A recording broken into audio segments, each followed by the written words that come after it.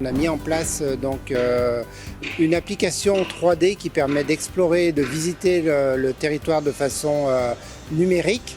Alors on a mis un écran 55 pouces à l'Office du tourisme qui permet aux clients d'explorer les différentes communes, parce qu'on a quand même 9 communes à découvrir, et plus les 4 stations.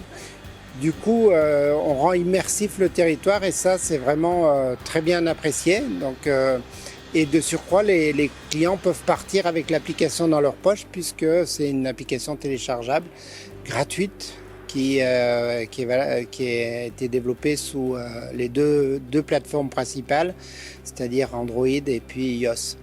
Donc ça, c'est un vrai plus. Là, on est à 3 semaines de mise en œuvre et on est à plus de 1000 téléchargements. Donc c'est un vrai succès puisque les gens partent avec le territoire dans la poche. Au-delà du fait de se repérer, effectivement, il y a une sélection de propositions de balades et d'activités qui permet de les géolocaliser sur place et de savoir par exemple où aller faire une via ferrata, où est le point de départ pour aller faire le Grand Coin par exemple. Et l'avantage de cette application, c'est qu'elle fonctionne hors connexion. Donc il n'y a pas de consommation de données et pas de risque de perte de connexion en montagne, ce qui est parfois le cas. Alors, du coup, la 3CMA a développé, notre comité de communicants de Moyen-Arvan a développé un topo de rando avec 25 sentiers, une section de 25 sentiers, parmi les 160 km de randonnée sur le secteur du coup géré par la 3CMA.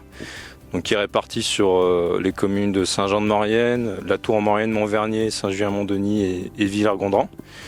Donc c'est un topo qui vient compléter les topo guides qui ont été développés par le CIVAV, le syndicat intercommunal des vallées de l'Arvan et des Villars, donc qui a maintenant permis d'avoir une offre globale de randonnée sur le territoire de la 3CMA d'environ 400 km. C'est vraiment une offre assez diverse et pour tous les publics.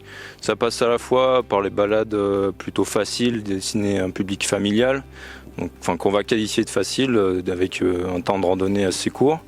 Et ça peut ensuite aller évoluer vers des randonnées beaucoup plus, on va dire, sportives, pour un public déjà un peu plus habitué au milieu de montagne et aux randonnées un peu plus longues. On a aujourd'hui des sentiers de randonnée qui sont balisés. À partir de l'Office du tourisme, on a mis et a été installé donc ces itinéraires que les gens apprécient beaucoup aussi à l'entrée de l'Office du tourisme, où ils peuvent aller se balader, où ils peuvent, avec le QR code finalement, enregistrer la balade qu'ils veulent faire sur la journée. On a beaucoup de clientèle familiale avec des enfants et comment on peut s'adresser le plus simplement à eux, c'est de rentrer dans leur univers. Donc on a créé un catalogue de jeux avec sur le territoire à ce jour 3 jeux, un escape game sur Saint-Jean, un jeu de piste sur Albier et puis quelque chose d'un peu plus ludique et un style Koh-Lanta autour du lac de Villars-Gondran. L'exemple de l'escape game de Saint-Jean, c'est un jeu qui permet d'occuper une famille avec des tranches d'âge à partir de 7 ans